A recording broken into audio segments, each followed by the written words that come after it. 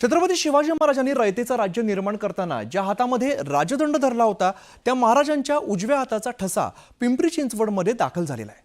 सह्याद्री प्रतिष्ठानतर्फे पुण्यामध्ये मराठ्यांच्या देवघरातील शस्त्र प्रदर्शन शिवप्रेमींसाठी आयोजन करण्यात आलेलं आहे आणि याच प्रदर्शनामध्ये हा ठसा ठेवला जाणार आहे। मसवडच्या श्रीमंत राजेमान्य घराण्याने हा ऐवज जपून ठेवलाय जो सर्वांना आता बघायला मिळणार आहे।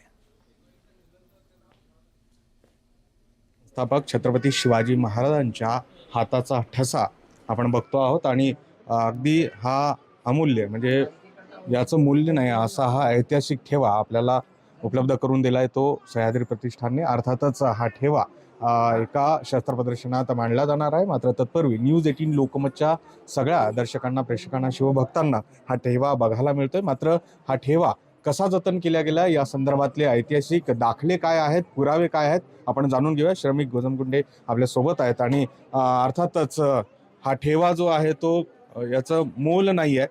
साक्षात छत्रपती शिवाजी महाराजांच्या हाताचा हा ठसा आपल्यापर्यंत कसा आलाय आणि तो शिवभक्तांना कुठे बघायला मिळणार आहे? छत्रपती शिवाजी महाराजांच्या उजव्या हाताचा चंदनाचा लेप असलेला ठसा आज आपण या ठिकाणी पाहतोय।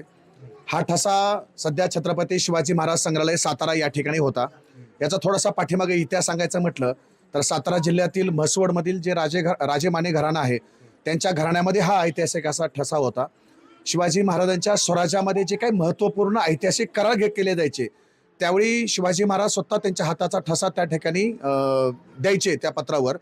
असाच ऐतिहासिक ठसा त्याचं वाचन व्हावं, त्याचं संशोधन व्हावं म्हणून 1941 साली म्हसवडच्या राजेमाने यांनी तेव्हाचे प्रसिद्ध इतिहास संशोधक ग खरे यांना याबाबतची माहिती दिली आणि ग खरेने याचं पूर्णपणे संशोधन करून अभ्यास करून तो जो काही ठेवा आहे तो जास्तीत जास्त लोकांपर्यंत पोहोचला पाहिजे, त्याचं संवर्धन केलं पाहिजे म्हणून तो छत्रपती शिवाजी महाराज संग्रहालय सातारा या ठिकाणी दिला। इथे मोडी लिपीमध्ये काय लिहिलेलं आहे त्याचाही काय संदर्भ आहे का? ग खरे यांनी याचं वाचन केलेलं आहे। त्या ठिकाणच्या मोडी लिपीमध्ये लिहिलंय ते श्री महादेव असं लिहिलं आहे। शिवाजी महाराजांच्या काळामध्ये जे पत्रव्यवहार केला जायचा त्यामध्ये सुरुवातीला मोडी लिपीमध्ये श्री महादेव हे त्या ठिकाणी लिहिलेलं असायचं।